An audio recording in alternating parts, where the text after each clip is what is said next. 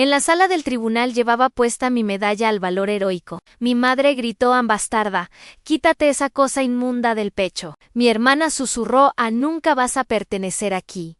Jamás». Ellas no sabían que el silencio de una soldado de élite es una declaración de guerra. Mi nombre es Capitán Paloma Miranda. Tengo 35 años. Médico militar en servicio activo del Ejército Mexicano en el Grupo Aeromóvil de Fuerzas Especiales, destacada en la base militar Santa Lucía. Pero ese día nada de eso importaba. Estaba sentada con la espalda recta sobre la dura banca de madera del juzgado de primera instancia de San Miguel de Allende. El aire pesaba con el aroma del cedro antiguo y Chanel Non. 5. El perfume característico de mi madre, Juana Victoria Torres. Ella estaba frente a mí, elegante en su vestido color marfil, cada pliegue perfecto, el collar de perlas Mikemoto apretado como una soga de juicio alrededor de su cuello. A mi lado mi hermana Isabela Torres, abogada corporativa y socialité de la alta sociedad guanajuatense. Jugueteaba nerviosa con su Cartier, visiblemente molesta de que la audiencia interrumpiera su agenda. Para ella yo era una mancha en su vida impecable, una soldado en uniforme de gala fuera de lugar entre trajes Armani y sedas color pastel.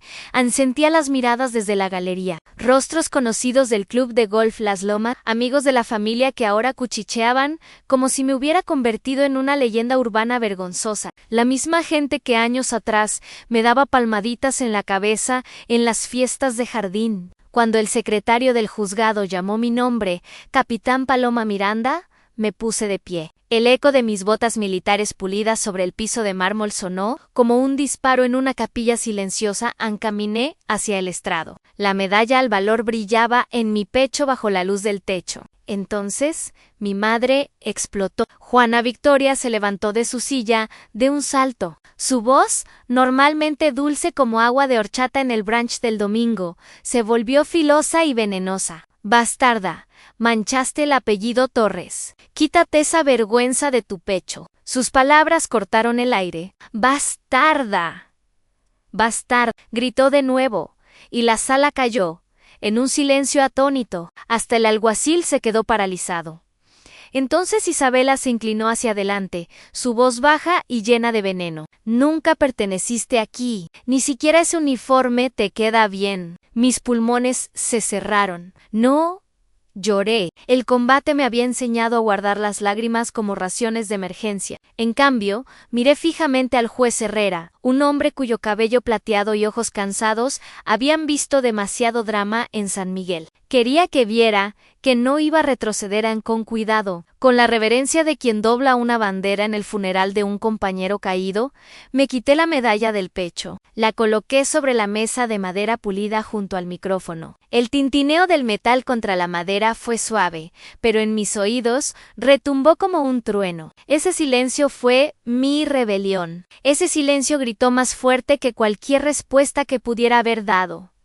Entonces vino la emboscada. El abogado Esteban Cáceres, un hombre que rezumaba arrogancia en cada reunión del club campestre, avanzó como un buitre que rodea a su presa. «Capitán Miranda», dijo con voz desdeñosa, «no solo está bajo sospecha de haber manipulado a una familia en duelo, sino también por intervenciones médicas no autorizadas que pusieron en peligro la vida del general Humberto Torres». Mostró una fotografía mía ajustando el gotero intravenoso de mi padre. Recordaba ese momento. Solo había limpiado una úlcera por presión y cambiado su bolsa de solución salina.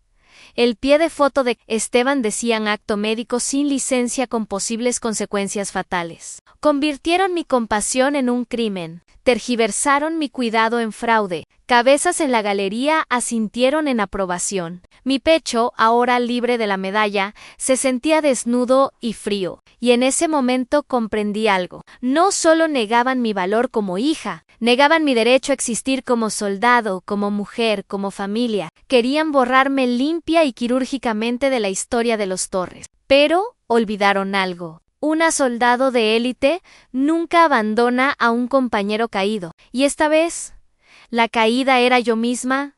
Me senté de nuevo. Mis manos descansaban planas sobre mis muslos para ocultar el ligero temblor. Mi uniforme se sentía más apretado de lo normal, como si la tela misma quisiera retroceder ante la vergüenza que llovía sobre mí. Un hombre en la última fila, un viejo amigo de la familia, creo que se llamaba Ricardo Beltrán, se removía incómodo en su asiento sin mirarme a los ojos. Una vez, en una carne asada del Día de la Independencia, me había dicho: tu padre tiene mucha suerte de tener una hija como tú. Ahora miraba fijamente las baldosas del piso del tribunal, como si contuvieran escrituras sagradas en el juez. Herrera se aclaró la garganta. El sonido apenas se elevó sobre la pesadez en la sala. Continuemos, dijo, casi disculpándose, pero el daño ya estaba hecho. Algunas palabras, una vez dichas en voz alta, se clavan profundamente en los huesos. Mi madre se negó a sentarse de nuevo. Permaneció de pie como un fantasma de elegancia norteña, las manos cruzadas frente a ella, la mandíbula apretada tan fuerte que los tendones de su cuello se tensaban bajo. El collar de perlas. Me pregunté si practicaba esa mirada frente al espejo, esa pose estoica y mártir por si los vecinos estaban mirando. Siempre estuvo obsesionada con las apariencias. Cuando yo era niña, me alisaba el cabello tan fuerte que me dolía el cuero cabelludo. Susurrando a Ana Torres nunca se ve despeinada, incluso cuando sufre, pero en ese momento no había nada ordenado, ningún pliegue planchado, ninguna fachada pulida podía ocultar la vulnerabilidad cruda que se grabó en mi memoria. Ana Isabela garabateaba algo en su bloc de notas con su pluma Mont Blanc. Luego se inclinó para susurrar algo al oído de Esteban. Ambos sonrieron. Lo que viniera después no sería misericordioso. Cuando Esteban continuó con el interrogatorio, levantó un correo electrónico impreso que yo había enviado meses atrás a la enfermera de mi padre. En ese mensaje, la capitán Miranda se refería a sí misma como la única a la que le importa si él vive o muere.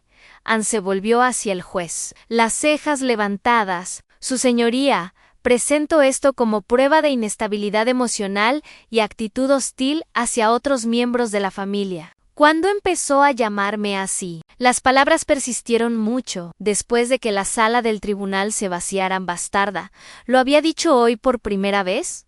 ¿O siempre lo había creído? La verdad era esta. Esa maldición comenzó mucho antes de que cayera el martillo.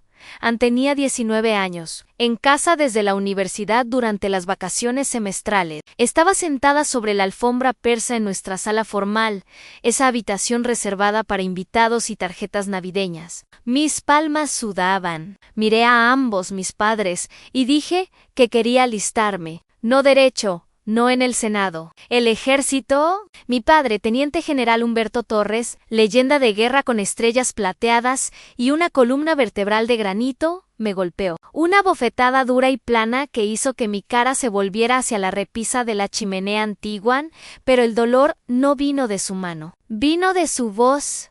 Después. Preferiría no tener hija antes que una que me humille frente a mis colegas. No vuelvas a llamarme padre. Mi madre no pestañeó, arregló las flores en la repisa de la chimenea como si acabara de escuchar el pronóstico del tiempo. Pensé, así es como se protegen los legados, borrando todo lo que no encaja. Isabela era la niña dorada. Tocaba piano en el teatro Ángela Peralta.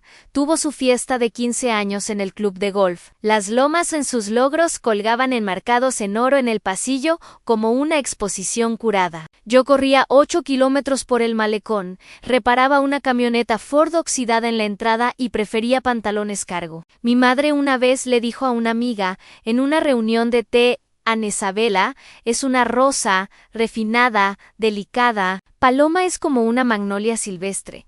Resistente sí, pero demasiado tosca para la vida del salón.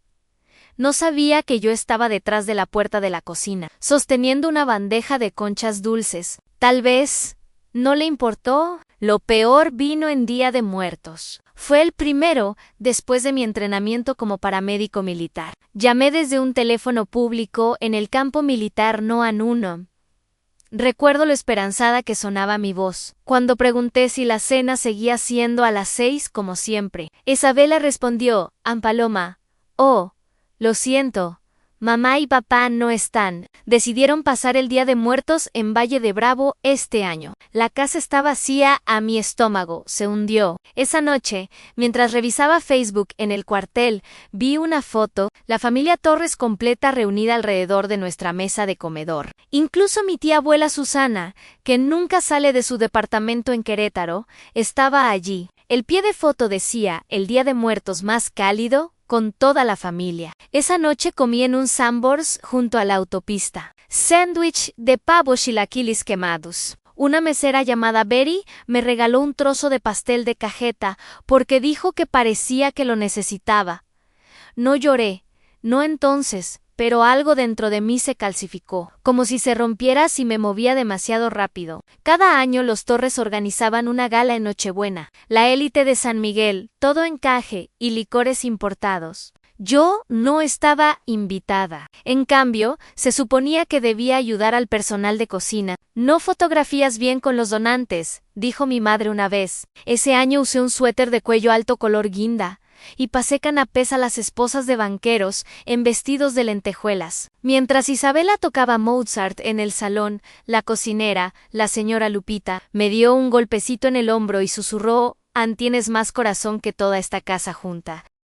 Me aferré a esas palabras como a un evangelio. En los pasillos no había fotos enmarcadas de mí, ni historias sobre mis misiones que contar en cócteles. Para ellos yo era solo ruido de fondo, borrada de la historia. No querían una soldado, querían una segunda Isabela. Pero entonces leí sobre Audie Murphy. Era pequeño, demasiado bajo, rechazado por los marines, rechazado por los paracaidistas, pero el ejército lo aceptó. Se convirtió en el soldado de combate más condecorado en la historia de Estados Unidos. Leí sus memorias hasta que la portada se deshizo. Audie no luchó por aplausos, luchó porque era lo correcto. Esa historia encendió un fuego en mí. Si no podía ganar el respeto de mi familia, me ganaría el mío propio. En el campo de batalla no había monogramas ni perlas, solo sangre, resistencia y la pregunta de si regresarías a casa. Elegí el campo de batalla, y de una manera retorcida,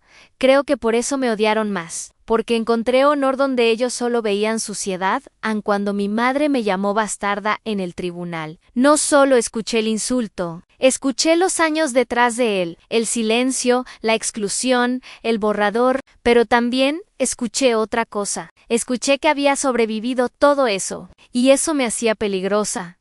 Pasé esa noche mi auto de alquiler, estacionada bajo ahuehuetes cubiertos de musgo cerca del jardín principal. La calefacción tosía aire tibio y el silencio presionaba sobre mí. Miraba el reloj del tablero y veía pasar los minutos como recuerdos de los que no podía escapar. Sostenía el regalo que nunca entregué. Una foto enmarcada de mi padre y yo en un viaje de pesca cuando tenía 8 años. En ella sonreía, su brazo alrededor de mi hombro, y brillábamos juntos en la presa de Allende. Durante mucho tiempo pensé que la foto probaba algo, que alguna vez me amó, que tal vez yo pertenecía, pero ahora lo sé mejor. Las fotos mienten. Las líneas de sangre también. Lo que cuenta es lo que haces cuando nadie está mirando. Así que a la mañana siguiente regresé a la base. No escribí mensajes. No llamé. Simplemente me deslicé de vuelta a mi vida. Una vida que había construido sin su aprobación. Y eso se convirtió en algo más que cualquier medalla o misión. Mi victoria silenciosa. Me habían borrado de su historia. Pero yo había comenzado a escribir la mía propia. Hace mucho tiempo, la primera página de esa historia comenzó en el campo militar Noan 1, en el programa de evaluación y selección de fuerzas especiales. No era solo una prueba, era fuego, y tenía que atravesarlo. Era una de 4 mujeres en una clase de 87 participantes. Cada mañana comenzaba antes del amanecer, y para la tarde cada músculo de mi cuerpo gritaba de dolor. Compartía cuartel con hombres que nunca lo dijeron en voz alta, pero sus ojos lo decían todo. «Hija del general», murmuró uno durante nuestra primera marcha. «Apuesto a que le dan una insignia solo por aparecer». Así que después de cada carrera oficial, corría una milla extra. Cuando otros se dejaban caer en sus camas, yo me quedaba despierta y releía los protocolos de trauma. Practicaba poner torniquetes en la oscuridad con los ojos cerrados. No estaba aquí para agradar. Estaba aquí para ganarme su confianza en la tercera semana. Durante una simulación de heridos, cargué a un compañero de 90 kilos media milla cuesta arriba por el lodo del campo de entrenamiento. Mis piernas se dieron a mitad de camino. Pero aguanté, no me rendiría, no después de todo lo que había dejado atrás. El despliegue llegó rápido. Mi primera misión fue en Syrian, polvo en los dientes, adrenalina en la garganta. Rotábamos por puestos de avanzada que parecían más depósitos de Chattahau, que bases militares. Había noches en las que dormíamos completamente equipados, los rifles bajo los brazos, sobresaltándonos ante cada sombra. Durante una redada en un escondite insurgente, algo salió mal. El soldado Miller, 19 años, Pecas, recién salido del entrenamiento básico, recibió una bala en el pecho. La unidad se paralizó. Yo no. Lo arrastré tras una cobertura y me arrodillé. Mis dedos rasgaron su chaleco. La herida colapsó su pulmón. Tomé mi kit de descompresión con aguja. Mis manos no temblaron. Mi voz no vaciló. Miller, quédate conmigo. Perforé la pared torácica, escuché el silbido del aire que escapaba y vi cómo sus ojos volvían a enfocarse. Cuando el helicóptero médico aterrizó, el sargento, sombrío y estoico, el mismo que apenas me había dirigido una palabra desde mi llegada, me dio una palmada en el hombro y gruñó en Doc.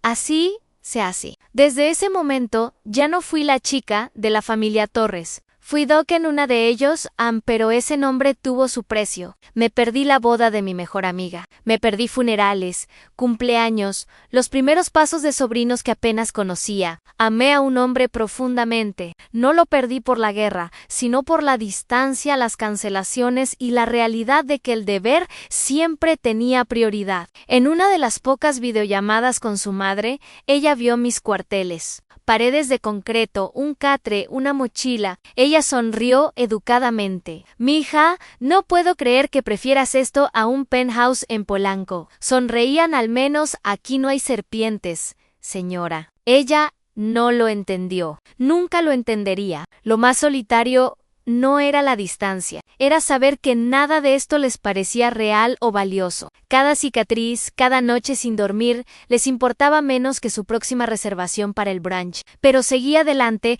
la noche antes de nuestra ceremonia de graduación de Fuerzas Especiales. Estábamos bajo un cielo estrellado de Guanajuato. Nuestro comandante recitó el juramento y lo repetimos al unísono. Mi voz era firme, mi corazón más pesado que mi mochila. Nunca abandonaré a mis compañeros. Siempre estaré mentalmente alerta, físicamente fuerte y moralmente recta. No pensé en mi madre, no pensé en Isabela, pensé en Miller, en los hombres que sangraron a mi lado y confiaron en mí para mantenerlos con vida.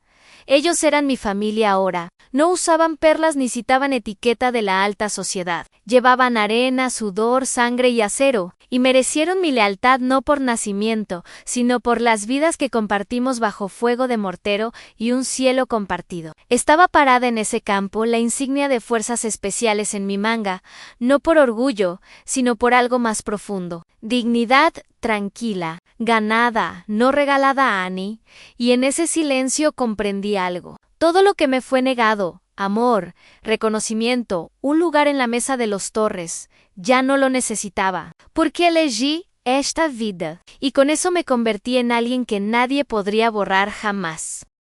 Después de la ceremonia regresé sola a los cuarteles. La insignia en mi hombro se sentía más pesada de lo que parecía. Pasé junto a otros que reían, llamaban a casa, compartían fotos. No saqué mi teléfono. En cambio, me senté al borde de mi cama y abrí un paquete de cuidado que había llegado hacía semanas, pero que había permanecido sin abrir. Dentro había una barra de granola, una novela policíaca usada y una nota adhesiva de un viejo compañero de clase con las palabras Ann.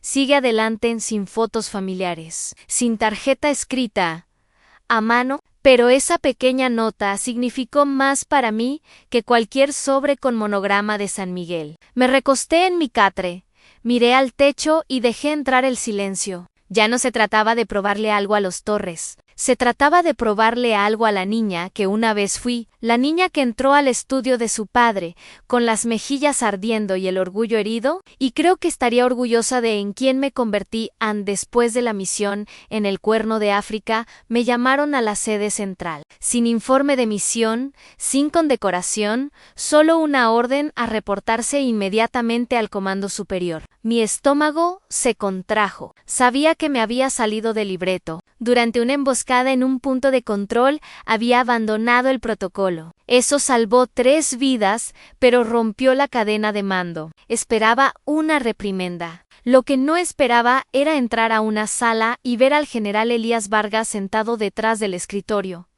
El hombre era una leyenda, no en los informes de prensa, no, de la forma en que los soldados de élite susurran su nombre durante las marchas largas, como si eso hiciera sus pasos más ligeros. No ofreció un apretón de manos, no me indicó que me sentara, solo me miró, quieto e imperturbable. Leí tu informe, dijo finalmente, deslizando una carpeta a través del escritorio. Su voz era profunda, una piedra pulida por el tiempo. Rompiste el procedimiento en el punto X. Sí, señor, respondí. Mantuve los hombros rectos, los ojos tranquilos. Estaba en paz con lo que viniera. Se reclinó hacia atrás. La luz se reflejaba en su pared de medallas, pero parecían opacas junto a la agudeza en sus ojos. Y al hacerlo, salvaste 3 vidas. Parpadea no sonrió, pero la tensión se disolvió. Eso no te hace una buena soldado, capitán Miranda. Te hace una líder en un nudo. Se formó en mi garganta. No de orgullo.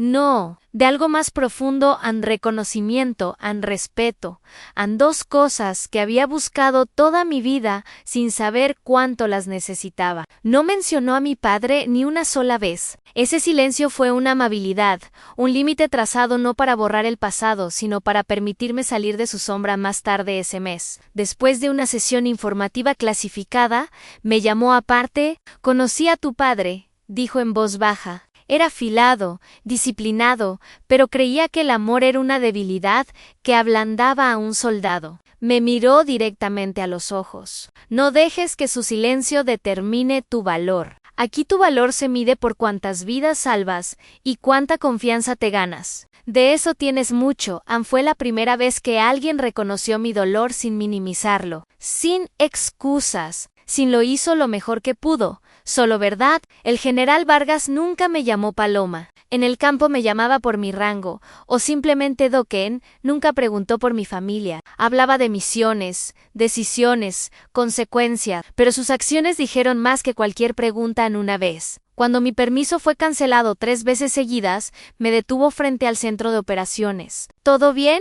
¿Cómo te haré? ¿Todo bien? Sí, señora Nespero. Esa no fue una pregunta de cortesía, capitán. Fue una pregunta real, asentí. Así era él. Luego vino el momento que selló todo. Acabábamos de completar un ejercicio de alta intensidad en el campo militar. El informe fue brutal. Todos estaban agotados. Mientras empacaba mis cosas, me llamó de vuelta. Si alguna vez necesitas algo, dijo. El canal está abierto, directo, no a través de un asistente, no a través de la cadena de mando. El mismo no era un espectáculo, no era protocolo, era una promesa. Salí de esa sala más ligera que cuando entré, no porque había hecho algo extraordinario, sino porque finalmente alguien me veía. No la sombra de donde venía, ni eso importa. Porque cuando tu propio padre te dice que no lo molestes con pequeños logros, cuando tu mejor esfuerzo no vale ni un asentimiento, cada momento de reconocimiento se convierte en su propia revolución. A todos los que están escuchando ahora, ¿alguna vez tuvieron a alguien fuera de su familia que creyó más en ustedes que su propia sangre? ¿Alguien que no les debía nada, pero les dio todo lo que realmente importaba? Eso fue el general Vargas para mí. No me dio aprobación, me dio dignidad. No exigió que me probara, simplemente vio que ya lo había hecho. Y en eso se convirtió más en un padre para mí que el hombre cuyo nombre llevo en mi acta de nacimiento. Hubo una noche que nunca olvidaré. Estábamos en un puesto avanzado y bebíamos café instantáneo lo suficientemente fuerte como para quitar pintura. Estaba revisando protocolos médicos bajo una luz parpadeante cuando entró sin fanfarrias. Solo el sonido suave de pasos y presencia. Se sentó frente a mí y apartó una carpeta de archivos. ¿A veces?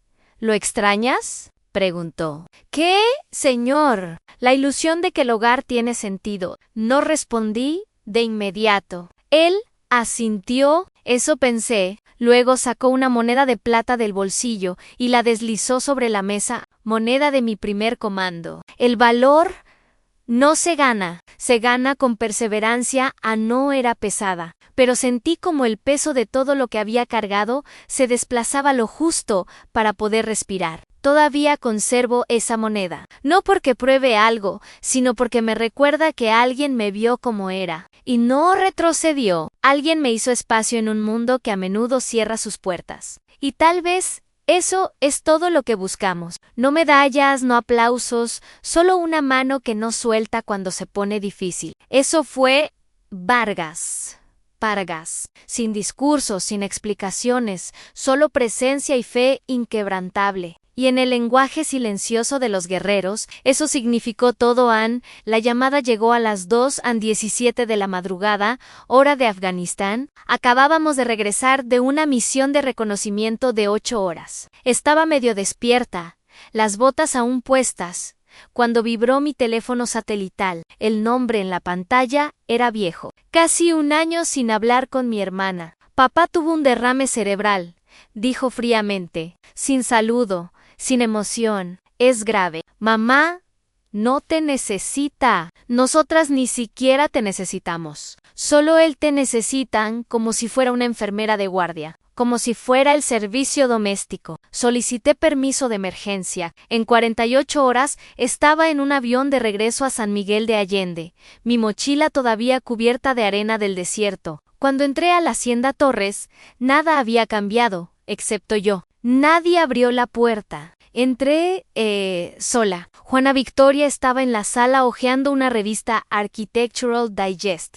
las piernas cruzadas. La pose perfecta levantó la vista. Sus ojos inspeccionaron mi uniforme como si fuera un delantal manchado de grasa. Deberías bañarte y ponerte algo más decente, dijo con dulce desaprobación en la voz. Hueles a diésel y antiséptico. Me da dolor de cabeza. Sin abrazos, sin noticias, sin contacto visual. Isabela ni siquiera estaba presente. Manejaba todo desde la distancia en Ciudad de México, lo que significaba que estaba demasiado ocupada tomando margaritas en la Condesa como para visitar a su padre. Moribundo. Subí las escaleras y encontré a mi padre acostado en la misma habitación que una vez me prohibió pisar con botas. Ahora tubos y máquinas llenaban el piso de caoba. El hombre que alguna vez gritó órdenes de general no podía levantar la mano. Pero cuando toqué sus dedos, parpadeó una vez, lenta, pesadamente. Sabía que estaba allí. Desde ese momento, me convertí en su cuidadora.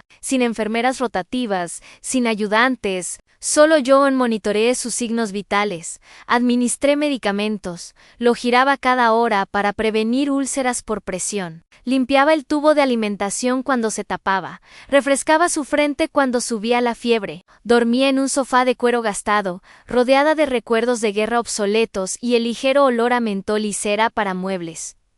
Una tarde, estaba reemplazando su cánula de oxígeno cuando entró Juana Victoria, el teléfono inalámbrico pegado al hombro. Sí, Margarita, dijo lo suficientemente alto como para que resonara. Todavía está aquí jugando a la enfermera. Toda la casa huele a hospital. ¡Qué incómodo! Extraño cuando aquí había elegancia. Me lanzó una mirada y sonrió con suficiencia. Seguramente solo es una fase.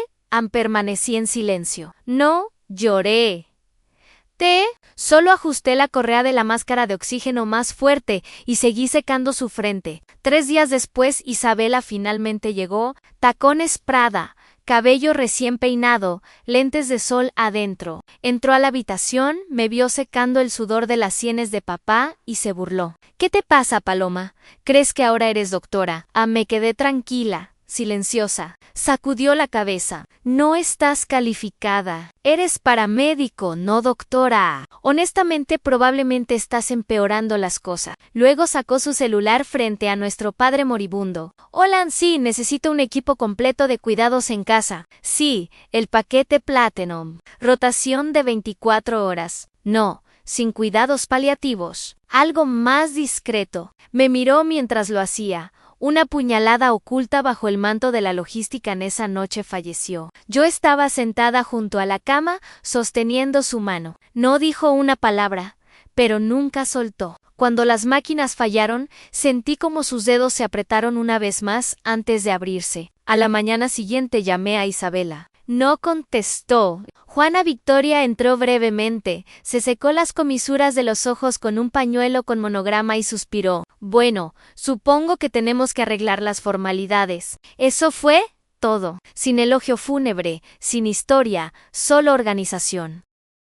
2 días después del funeral llegó un sobre Manila con mi nombre en mayúsculas. Dentro había un documento oficial de los abogados de Isabela, impugnando mi participación en asuntos testamentarios. Sin condolencias, ni siquiera un gracias, una demanda. Esa noche no pude dormir. Me senté en el porche trasero, el mismo donde mi padre me mostró cómo lustrar botas una vez. Mucho antes de que el silencio se apoderara de nuestra relación, Anaora estaba en silencio de nuevo, solo el zumbido de las chicharras y el sonido distante de un aspersor. Miré su vieja vitrina militar en la pared, medallas, cintas, una foto de él de pie erguido frente al Estado Mayor. Nunca enmarcó una foto mía, pero recordé cómo apareció sin anuncio durante el entrenamiento básico. No dijo una palabra. Simplemente se paró detrás de la cerca de tela metálica, observándome entrenar bajo la lluvia. Pensó que no lo vi, pero lo vi. Se quedó 10 minutos y se fue antes de que terminara. En ese momento me dije que no significaba nada. Hoy me pregunto si esa fue la única forma en que pudo decir que estaba orgulloso de mí. No obtuve un cierre, ningún final claro, pero tuve un momento, un apretón de manos, y a veces eso es suficiente para cargar una vida. Incluso a través de la guerra y la sangre, después del funeral caminé por los terrenos detrás de la casa, lugares que no había visto desde mi juventud. El jardín estaba descuidado, las rosas blancas que mi padre cortaba cada sábado se habían marchitado en espinas. Terminé en el garage junto a la vieja camioneta Chevrolet que conducía, cuando nadie más lo veía. Estaba cubierta de polvo, pero las llaves todavía colgaban del mismo gancho. Subí y me senté en el asiento del conductor, agarrando el volante de cuero gastado en el silencio. Allí era diferente, menos crítico. Abrí la guantera y encontré un recibo doblado de un taller mecánico. En el margen, escrito a mano, no la dejes conducir de nuevo con frenos rotos. La fecha era 6 meses después de que partí al entrenamiento básico. Miré esa nota durante mucho tiempo, comprendiendo que había cosas que él hizo silenciosamente por mí, que nunca noté o no se me permitió ver. No. Disculpaba todo, pero hacía algo menos doloroso. A veces, el amor más ruidoso no se encuentra en palabras, se muestra en registros de mantenimiento, en miradas, en apretones de manos antes de despedirse. La oficina olía a cedro y dinero viejo. El bufete Cáceres y Asociados estaba en el 4º piso de un edificio histórico en San Miguel. Paneles de madera pulida, retratos navales enmarcados y un silencio que no permitía preguntas. Nos sentamos alrededor de una larga mesa de caoba. Isabela a mi izquierda en seda blanca, mi madre frente a mí, impecable como siempre en Chanel. Llevaba puesto mi uniforme no por orgullo, sino como defensa. El testamento fue leído por el mismo señor Esteban Cáceres. Traje gris. Un alma aún más gris. Cuando llegó a la distribución del patrimonio, bajó la voz deliberadamente. A Isabela Tojis, la residencia principal y todos los activos asociados. A Juanao Victoria Tojis, un fideicomiso vitalicio con intereses residuales, inversiones y patrimonio familiar. Luego hizo una pausa. Se volvió hacia mí como un sacerdote administrando la extremaunción. Y a Paloma Miranda habló. un fideicomiso condicional de valor modesto, dependiendo de la finalización exitosa de rehabilitación psicológica por TEPT, evaluado por un especialista licenciado, en silencio, a luego, un carraspeo de mi madre, una risa suave de Isabela. Me quedé sin aliento. No solo querían la casa o el dinero, querían mi dignidad. Querían que todos reconocieran que estaba rota, peligrosa, demasiado dañada, incluso para heredar una alfombra de pasillo. Sin palabras me levanté y salí de la sala. El eco de mis botas me persiguió por los pasillos de mármol afuera. El sol de San Miguel me cegó. Apenas en el estacionamiento escuché tacones repiqueteando detrás de mí. ¡Paloma! ¡Paloma! Llamó Isabela. No era un ruego, era una orden. Seguí caminando. Paloma, detente. Me volteé lentamente. Ajustó sus lentes de sol, su voz dulce y cruel. Acepta la oferta. ¿Ok? Sé agradecida, vete. No perteneces a este mundo. Nunca perteneciste a su sonrisa. Estaba tensa. Solo eres una soldado rota. Dejé esa palabra colgar entre nosotras, rota. ¿Sabes qué te asusta realmente, Isabela? Dije, no es que papá me dejó algo. Es que una vez me vio de verdad y a ti no. Su rostro se contrajo por un momento. Luego, Sición, no eres más que una fracasada que huyó a jugar a los soldaditos porque no pudiste triunfar en el mundo real. No me estremecí. No. Esta vez me di la vuelta y la dejé allí.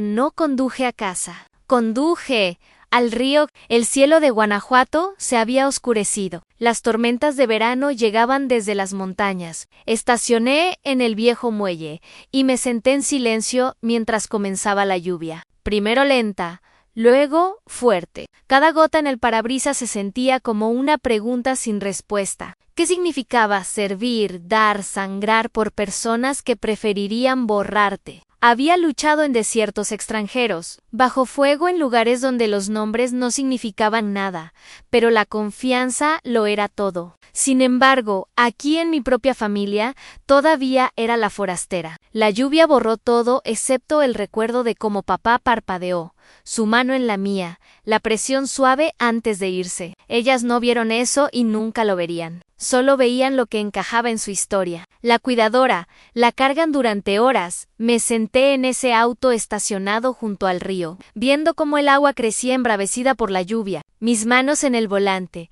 los nudillos blancos.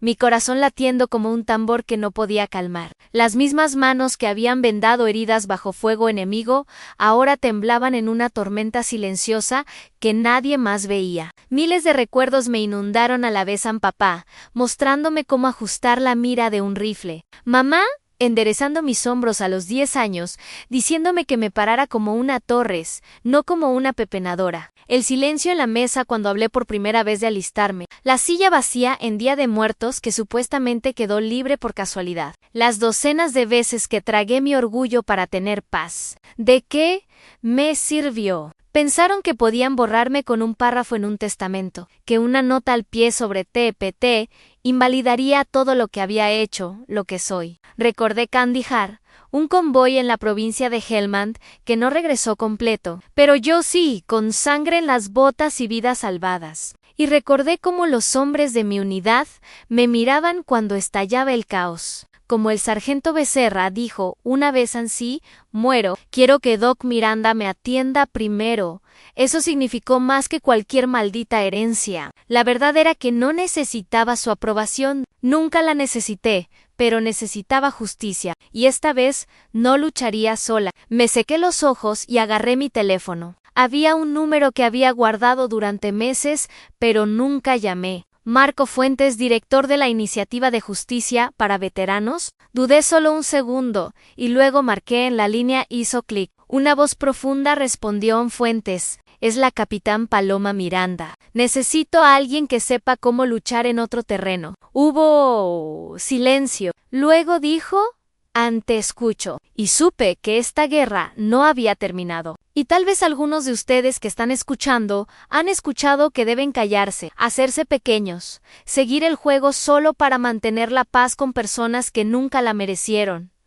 Pero el silencio es una carga. Eventualmente, se rompe. Y cuando lo hace, tu voz no pedirá permiso. Exigirá una rendición de cuentas. Mi rendición de cuentas había comenzado. El edificio se veía insignificante desde afuera, ladrillo desgastado, pintura descascarada, una luz de seguridad parpadeante que zumbaba sobre nosotros. Pero dentro de la pequeña oficina de la Iniciativa de Justicia para Veteranos, el aire era diferente. No olía a poder ni a brillo. Olía a café quemado y determinación. Marco Fuentes me saludó con un asentimiento, no con un apretón de manos. Las mangas arremangadas, la camisa arrugada, el escritorio un campo de batalla de archivos y blocs de notas, pero sus ojos, oscuros y tranquilos, sostenían algo que no había visto en semanas con claridad. Capitán Miranda, dijo señalando la silla frente a él. Cuéntame todo. Le conté todo. Desde la bofetada que destrozó mi infancia hasta la noche en que volví a colocar la cánula de oxígeno en un hombre que una vez me dijo que nunca lo llamara padre. Hablé del silencio, las miradas burlonas, el testamento. Le conté sobre la vergüenza que intentaron hacerme tragar y como nunca la tragué. Solo aprendí a esconderla mejor. Fuentes no me interrumpió ni una sola vez. Cuando terminé, se reclinó hacia atrás y cruzó los brazos. Cometieron un error, dijo. Pensaron que estaban luchando contra una niña rota. No tienen ni idea de que están lidiando con una soldado de fuerzas especiales. No sonreí. Pero algo dentro se aflojó como un músculo que había estado tenso durante mucho tiempo. Fuentes se puso a trabajar de inmediato. Estableció un cronograma. Solicitó todos los correos electrónicos, todos los mensajes de voz, cada fragmento de correspondencia. Explicó que resistiría en la corte, que no, y cómo nos prepararíamos para ambos. Sin discursos dramáticos, sin show hollywoodens. Solo precisión. La información es inteligencia, dijo, y la inteligencia gana guerra en los días siguientes.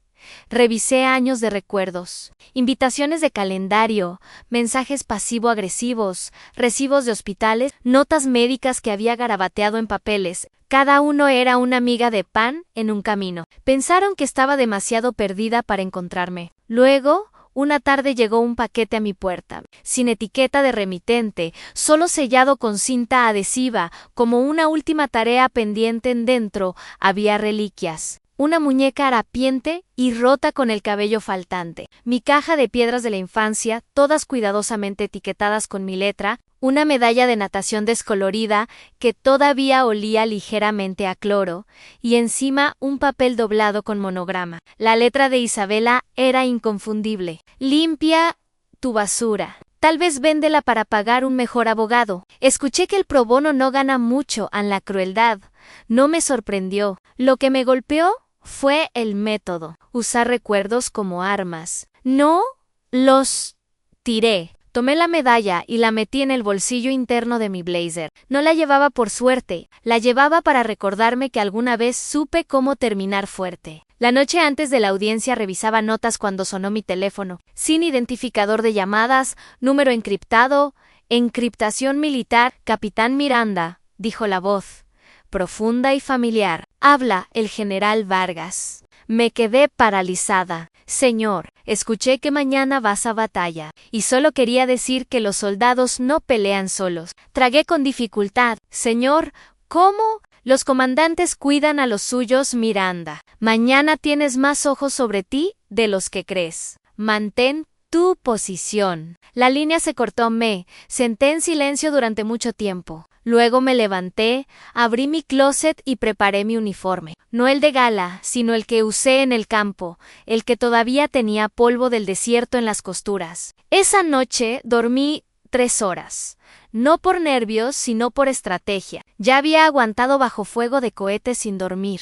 Una sala de tribunal no me rompería en el amanecer. Llegó con el velo gris y apagado de la humedad de San Miguel. Llegué temprano. Fuentes ya estaba allí. Tranquilo como siempre, revisando notas junto a la cafetera, como si nos estuviéramos preparando para una auditoría fiscal, no para una guerra. ¿Lista? ¿Lista?, preguntó sin levantar la vista. Más que nunca. Asintió una vez, tomó su pluma y dijo, entonces vamos a ganar.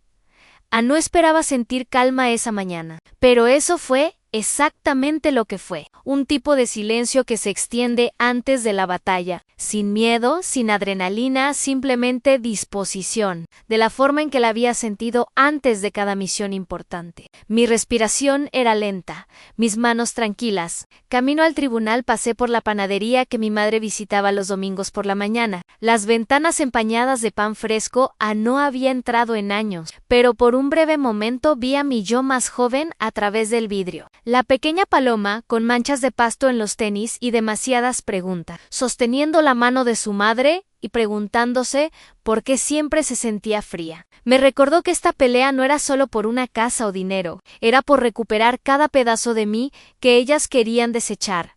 Estacioné en la parte trasera. No quería que la familia viera cómo llegaba. No porque les tuviera miedo, sino porque esta era mi guerra y yo elegía el campo de batalla. El pasillo hacia la sala del tribunal se sentía más largo de lo necesario. Las paredes bordeadas de retratos de jueces de mirada seria y bancos de caoba, pulidos por décadas de dolor, injusticia y algunas victorias duramente ganadas. Mis botas resonaban en las baldosas. Nadie más escuchaba. Cuando entré a la sala, Isabela levantó la vista con esa mirada de distancia satisfecha de una mujer que ya había ensayado su victoria, pero se estremeció ligeramente cuando vio lo que llevaba puesto. No el traje gris de abogada que esperaba, sino el uniforme de camuflaje apagado que había ganado con sangre y arena. Sus labios se movieron, pero no les di atención. Me senté, levanté la barbilla y esperé en la sala del tribunal.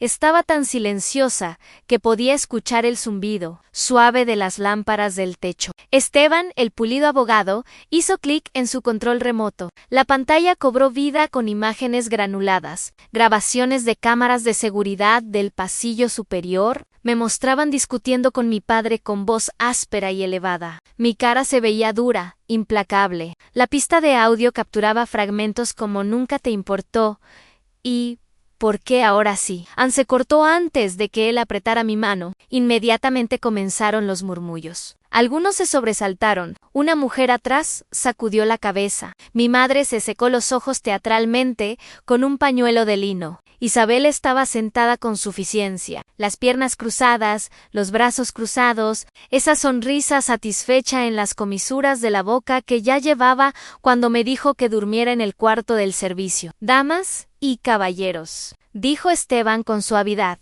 este no es el comportamiento de una hija en duelo. Esta es alguien con profunda inestabilidad emocional, alguien a quien el difunto general Torres personalmente consideró inadecuada para manejar su patrimonio. El juez no me miró, ajustó sus lentes, se aclaró la garganta, sentí las paredes cerrarse de nuevo. Esa sensación familiar de la sala del tribunal de semanas atrás, cuando mi madre gritó frente a todos Bastarda la misma quemadura bajo mi cuello, la rabia silenciosa atrapada entre mis costillas. Entonces la puerta se abrió. Todas las cabezas se volvieron. El general Elías Vargas entró a la sala, no en ropa civil, sino en uniforme de gala completo. Su pecho un campo de cintas, su paso lento pero seguro, una tormenta en la calma. Su señoría dijo, voz profunda y áspera, con respeto solicito dar testimonio. Esteban se levantó de un salto. Su señoría, esto es sumamente irregular. El juez Herrera levantó la mano.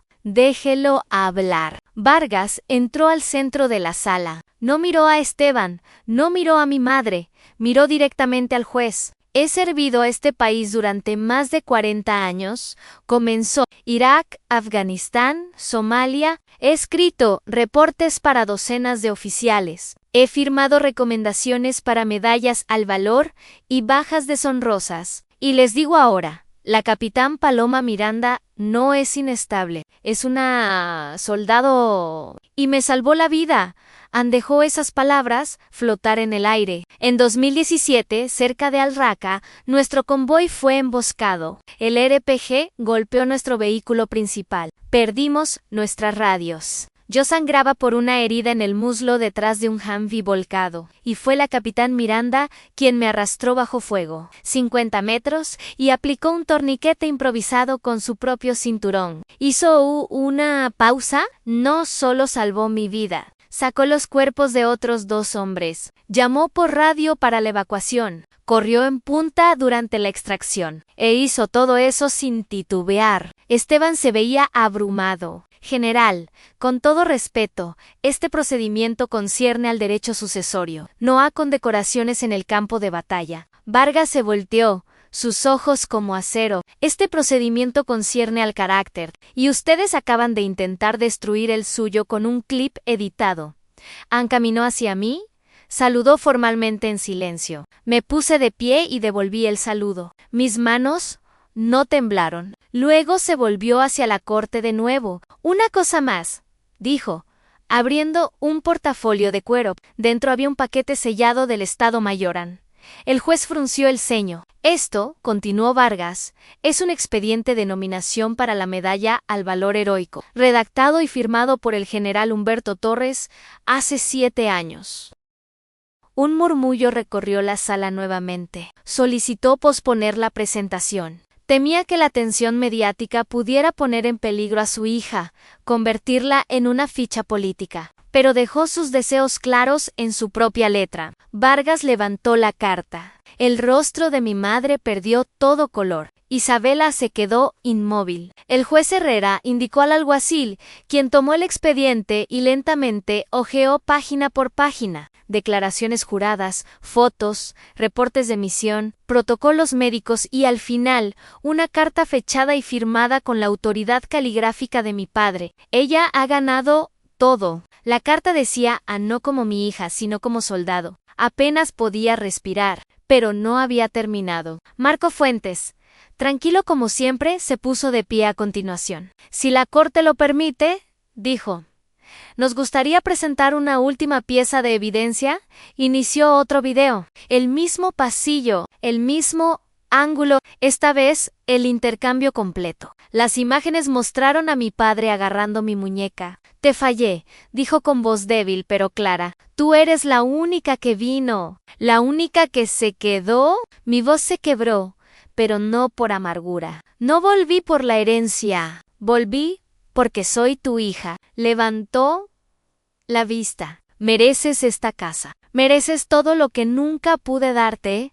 Luego el silencio. Luego un suave lo siento. La pantalla se puso negra. Nadie hizo un sonido hasta que la puerta se abrió de nuevo. Audrey Cole, la asistente doméstica, entró al estrado de testigos. Sus ojos estaban bajos. Tengo una declaración, susurró, sacando un cheque. $5,000 de Isabela Torres, fechado 2 días después de la muerte de mi padre. Me lo ofreció, dijo Audrey, para borrar el material original. No pude hacerlo, así que me quedé con el cheque. Nunca lo cobré. Esteban intentó objetar. El juez lo desestimó. Y entonces vino el martillo. El juez Herrera ni siquiera se volvió hacia su colega. Basándome en la evidencia abrumadora y la intención clara del general Humberto Torres, fallo a favor de la capitán Paloma Miranda. La casa es suya. El fideicomiso es suyo. Y esta corte no reconoce ningún reclamo de incompetencia mental o inestabilidad.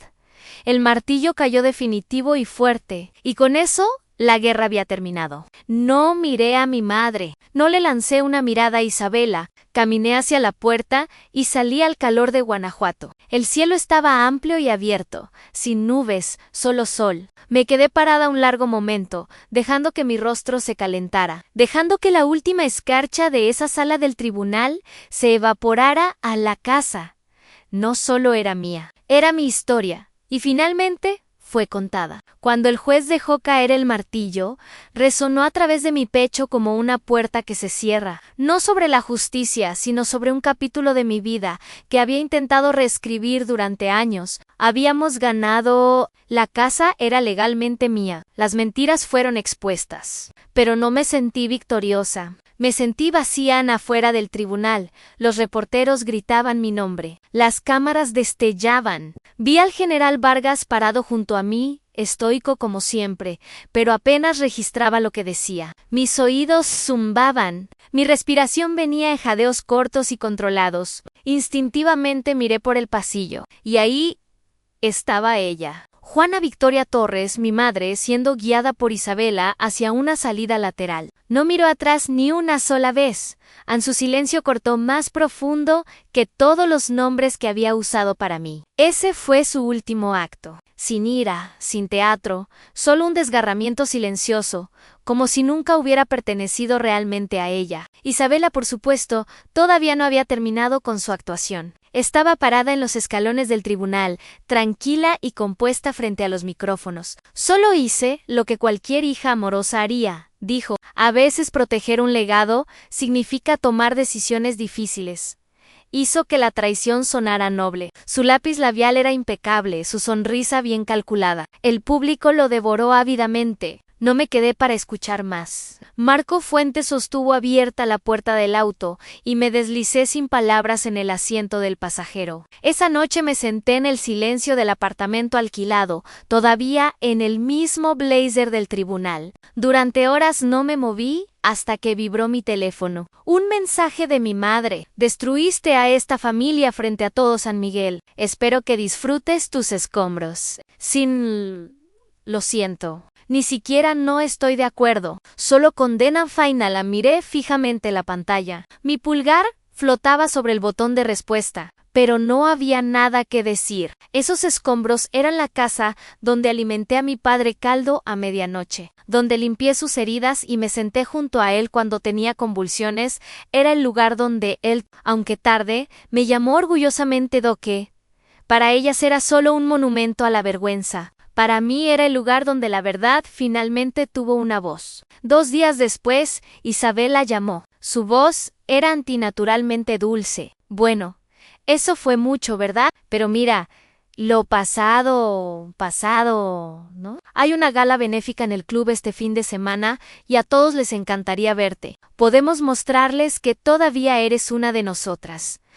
Todavía una de nosotras. Respiré hondo. No, Isabela, dije en voz baja, ya no somos nosotras. Las familias no hacen lo que tú hiciste, no mienten, manipulan y luego sonríen como si eso fuera etiqueta de champán. Enterraste la verdad, trataste de enterrarme. Hubo una pausa. Estás siendo dramática, dijo con una pequeña risa. Solo estoy siendo clara, respondí. ¿Y ahora voy a colgar, Ann?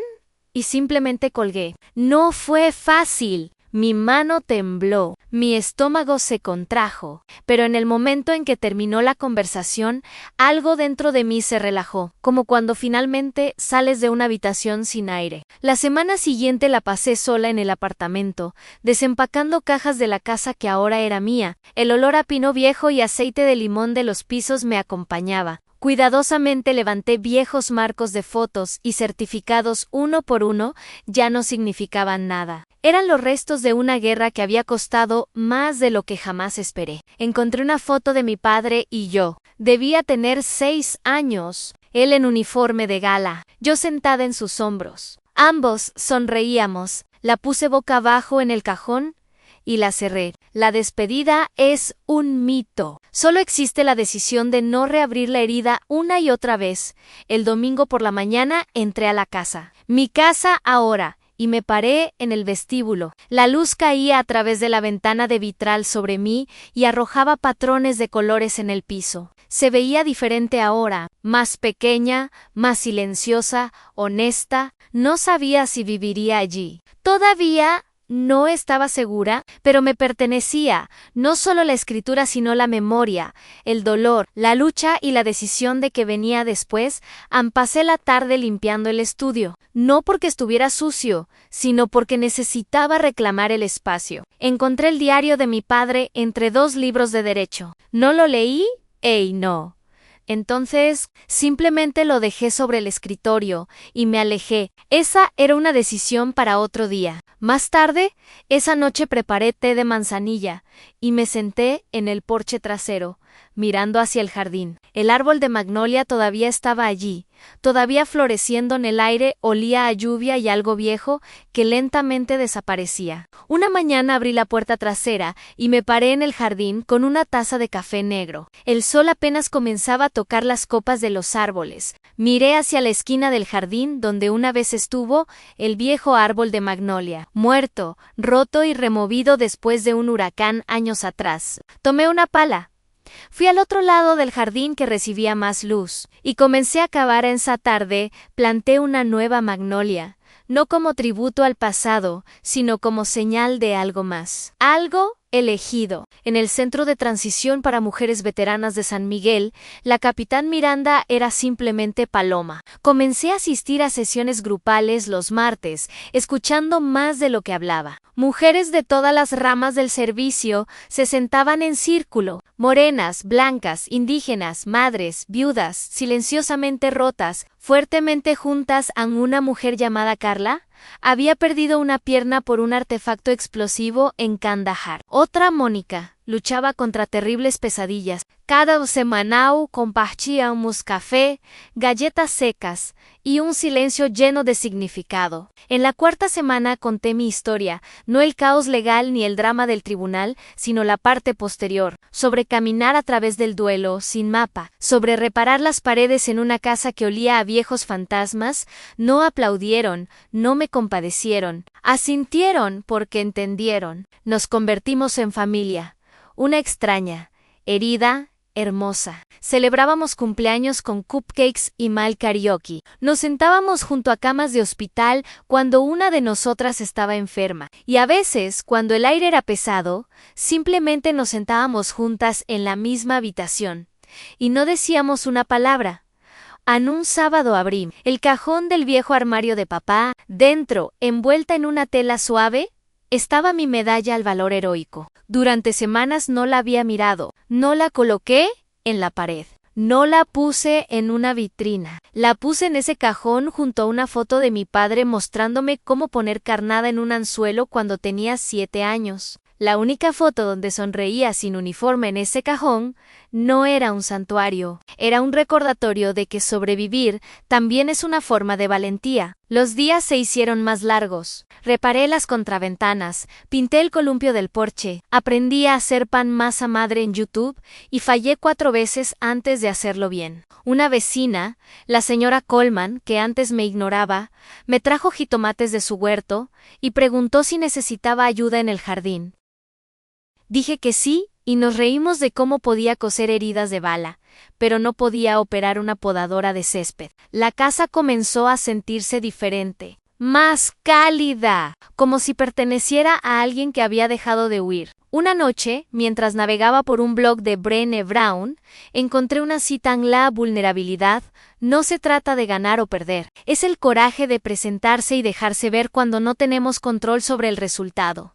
La leí 2 veces. Luego una vez más. Esa línea volvió a coser algo dentro de mí. Me había presentado. Me había dejado ver aunque quería desaparecer. Una mañana de principios de primavera salí al jardín trasero. El retoño de magnolia había sobrevivido el invierno. Su primera flor se había abierto, blanco cremoso, desafiante contra el suelo arcilloso de Guanajuato. Descalza, me paré en el pasto húmedo y dejé que el momento me calara. Este no fue un final de cuento de hadas. Mi madre nunca se disculpó. Isabela nunca pasó tiempo en prisión. El apellido familiar todavía tenía más peso en San Miguel del que jamás tendría mi corazón, pero por primera vez ya no vivía en su sombra. Esta casa ya no les pertenecía, era mía.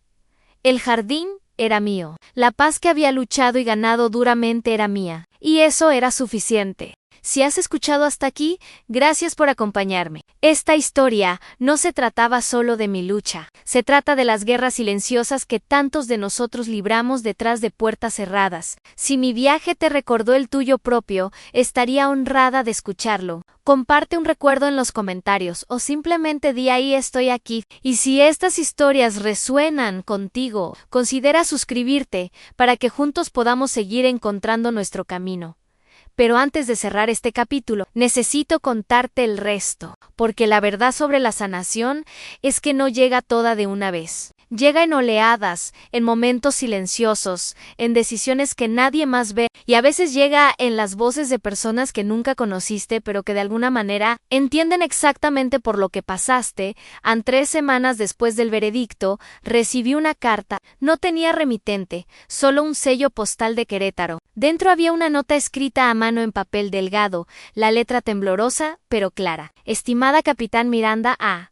No nos conocemos, pero leí sobre su caso en el periódico. Soy madre de un soldado que murió en servicio. Mi familia también me culpó por su elección de enlistarse. Quiero que sepa que lo que hizo en esa corte no fue solo por usted. Fue por todas nosotras que hemos sido borradas por amar demasiado fuerte en la dirección equivocada. Gracias por mantenerse firme. Con respeto. Elena Ramírez. Leí esa carta 3 veces. La doblé con cuidado y la guardé en el mismo cajón donde guardaba la moneda del general Vargas. Porque eso es lo que significaba esto. No era solo mi victoria, era un recordatorio de que cuando te niegas a ser silenciada, le das permiso a alguien más de encontrar su voz. También en los meses siguientes fueron extraños. La casa se sentía demasiado grande, demasiado silenciosa, demasiado llena de ecos. Había noches en las que me despertaba desorientada, olvidando por un momento que esto era mío ahora, que nadie podía entrar y decirme que no pertenecía. Pero la libertad, descubrí, puede sentirse como estar a la deriva cuando has pasado toda tu vida luchando contra corrientes. Entonces comencé a llenarlo. No con cosas, sino con vida. Invité a las mujeres del grupo de veteranas a cenar. Cocinamos pozole juntas en la cocina que solía oler a desaprobación, y ahora olía a cilantro y risas. Carla trajo su guitarra. Mónica trajo fotos de sus hijos. Por primera vez en años. Esas paredes escucharon historias que no estaban envueltas en vergüenza o silencio en una de esas noches. Mientras lavábamos los platos, Carla me preguntó, ¿alguna vez te arrepientes de pelear tan duro por esto? Sequé un plato lentamente, pensando, ¡no! Dije finalmente, me arrepiento de las cosas que no dije lo suficientemente pronto. ¿Pero pelear por mi derecho a existir? Nunca en ella asintió. Buena respuesta. Doca en el otoño. Llegó suave a San Miguel. Las hojas de los árboles comenzaron a cambiar. Las tardes se volvieron más frescas. Una tarde estaba en el jardín, podando las rosas que finalmente había aprendido a cuidar, cuando escuché la reja abrirse. Me giré, esperando a la señora Coleman. Pero era alguien diferente, un hombre mayo, con uniforme militar. Insignias que reconocí del 75 grados, regimiento de Rangers, se detuvo a unos metros de distancia, inseguro. Capitán Miranda. Sí, señor. Se aclaró la garganta. Soy el coronel retirado James Patterson. Serví con su padre durante 15 años. Mi agarre en las tijeras de podar se apretó. ¿Qué puedo hacer por usted, coronel? Él miró hacia la casa, luego de vuelta a mí. Vine porque leí sobre el juicio, y porque necesitaba decirle algo que su padre nunca pudo. Se metió la mano en el bolsillo y sacó una fotografía descolorida. Era de un grupo de soldados frente a un helicóptero. Mi padre estaba en el centro, y en sus manos sostenía un periódico con un titular que apenas podía leer desde donde estaban. Se acercó y me lo entregó. El titular decía primera mujer graduada del programa de evaluación de Rangers. La fecha era del año de mi graduación. Él lo guardó, dijo Patterson en voz baja, lo llevaba en su bolsillo durante los despliegues. Nos lo mostraba cuando pensaba que nadie estaba mirando. Una vez, después de demasiados tragos en un bar de Bagdad, dijo a mi hija, es más fuerte de lo que yo jamás fui. Y eso me aterra porque significa que ya no me necesita a mi garganta. ¿Se cerró? ¿Por qué nunca me lo dijo? Patterson suspiró. Porque era de la vieja escuela. Creía que el amor hacía débiles a los soldados, y tenía tanto miedo de perderte en combate, que pensó que alejarse te mantendría a salvo de alguna manera. Sé que no tiene sentido, pero ese era tu padre. Amaba a través del silencio porque no sabía cómo amar en voz alta. Se quedó unos minutos más. Me contó historias de mi padre que nunca había escuchado. Pequeñas cosas. Como enviaba dinero anónimo a las familias de soldados caídos. Como una vez sacó a un soldado joven de la cárcel militar porque vio potencial donde otros vieron fracaso. Como mencionaba mi nombre en conversaciones casuales con un orgullo que nunca pudo mostrarme directamente.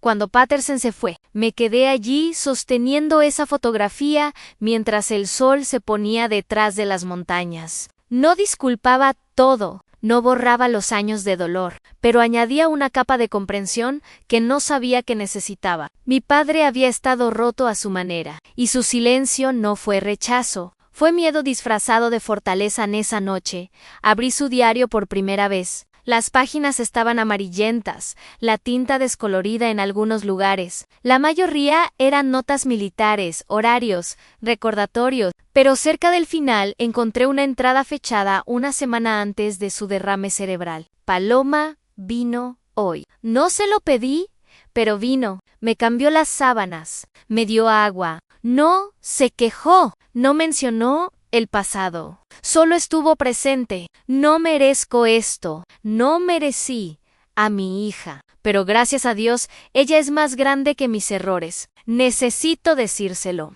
Necesito decirle que todo lo que hice mal fue porque tenía miedo. Miedo de que se volviera como yo. Pero ella se volvió mejor. Y eso es lo único que hice. Bien, cerré el diario y lloré. No con tristeza, sino con liberación. Con comprensión, con el tipo de dolor que finalmente puede transformarse en paz porque ahora tiene contexto. Por la mañana tomé el diario, la fotografía y la carta de Elena Ramírez. Las puse en una caja simple de madera junto con mi medalla al valor, no como un santuario al pasado, sino como un recordatorio de dónde vine, de lo que sobreviví, de quién elegí ser. A pesar de todo, a los meses se convirtieron en un año. La magnolia creció, el jardín floreció, la casa dejó de sentirse como un campo de batalla y comenzó a sentirse como un hogar, no un hogar perfecto, no uno sin cicatrices, sino uno que era genuinamente mío. Acepté un puesto en la base militar de Santa Lucía, entrenando a nuevos médicos de combate. Cada clase comenzaba de la misma manera. Mi nombre es Capitán Miranda, y estoy aquí para enseñarles que la fortaleza no es solo física, es saber cuándo mantenerse firme y cuándo pedir ayuda. Las cadetes me miraban con los mismos ojos que yo una vez tuve, hambrientas, asustadas, determinadas a probarse, y cada vez veía pedazos de mí misma en ellas. Un día, después de clase, una joven soldado se acercó. Capitán, ¿puedo hacerle una pregunta? Por supuesto. Ella dudó. Mi familia no aprueba que esté aquí. Dicen que estoy desperdiciando mi vida. ¿Cómo lo supera? Me quedé quieta por un momento. Luego dije, no lo superas. Aprendes a vivir con eso. Construyes una familia de personas que te eligen, no solo de personas que comparten tu sangre. Y algún día, miras atrás y te das cuenta de que su desaprobación no te definió, te fortaleció, porque tuviste que encontrar valor dentro de ti misma cuando nadie más te lo daría. Sus ojos se llenaron de lágrimas. Gracias, Capitán. En ella se alejó, pero se detuvo en la puerta. Capitán Miranda, solo para que lo sepa, usted es la razón por la que no renuncié la semana pasada. Y luego se fue. Esas palabras me persiguieron durante días, en el buen sentido, porque me recordaron que cada batalla que peleamos no es solo por nosotros, es por la próxima persona que viene detrás, buscando prueba de que es posible sobrevivir y prosperar. En el segundo aniversario de la muerte de mi padre, regresé al cementerio. No había estado allí desde el funeral. La lápida era simple, como él lo habría querido. Teniente General Humberto Torres, sirvió con honor. Me arrodillé y tracé las letras con los dedos. Vine a decirte que lo entiendo ahora, dije en voz baja. Entiendo que me amabas de la única manera que sabías cómo, y entiendo que dejaste ir porque pensaste que era lo mejor. Te equivocaste, papá. Pero entiendo. Coloqué una magnolia blanca fresca sobre la tumba. También vine a decirte que lo logré. No solo sobreviví, prosperé. Construí una vida que me hace orgullosa. Y aunque desearía que hubieras estado allí para verlo, no necesité tu aprobación para hacerlo. Me puse de pie. Descansa en paz. Ya no estoy enojada. Y esa fue la verdad. La ira se había ido, reemplazada por algo más tranquilo. Aceptación, comprensión. La capacidad de mantener tanto el dolor como el amor en el mismo espacio. Mientras caminaba de regreso al auto, mi teléfono sonó. Era un número desconocido. Dudé. Luego contesté. ¿Hola? Capitán Miranda. Habla la Mayor Soto del Comando de Operaciones Especiales. Mi espalda se enderezó instintivamente. Sí, Mayor. El general Vargas me pidió que me comunicara con usted. Estamos formando un nuevo programa de tutoría para mujeres en fuerzas especiales. Nos gustaría que usted liderara el componente médico. ¿Estaría interesada? Miré hacia atrás al cementerio, luego hacia adelante al camino frente a mí. Sí, Mayor estaría honrada. Excelente. Le enviaremos los detalles. Y capitán, entre usted y yo, el general dijo que si alguien sabe cómo convertir el dolor en propósito, es usted. Colgué y me quedé allí por un momento, el teléfono todavía en mi mano. El sol de la tarde caía a través de los árboles, creando patrones de luz y sombra. Y en ese momento me di cuenta de algo. Todo lo que había pasado, cada traición, cada lágrima, cada noche sin dormir, me había estado preparando para esto, para ser la persona que deseé tener cuando tenía 19 años, y mi padre me golpeó por elegir el servicio 2 años después de esa llamada telefónica. El programa había crecido a más de 200 mentoras y aprendices en todo México. Teníamos talleres sobre trauma, liderazgo, transición a la vida civil. Teníamos líneas directas de crisis operadas por veteranas, para veteranas, y teníamos historias. Tantas historias de mujeres que encontraron su camino a través de la oscuridad porque alguien más había dejado un rastro de luz en nuestra gala anual. Me pidieron que hablara. Me paré frente a un salón lleno de soldadas activas, veteranas, familias y funcionarios militares. Entre la multitud vi rostros conocidos. El general Vargas en primera fila, Carla y Mónica a su lado, la señora Coleman que insistió en venir, y en la parte de atrás, casi escondida, una mujer mayor con un pañuelo. Tardé un momento en reconocerla. Era la señora Lupita, la cocinera que me susurró palabras amables en aquellas galas navideñas hace tanto tiempo. Buenas noches, comencé. Mi nombre es Capitán Paloma Miranda, y quiero contarles una historia sobre pertenencia. Durante los siguientes 20 minutos conté mi historia. No todos los detalles, pero los que importaban. La bofetada,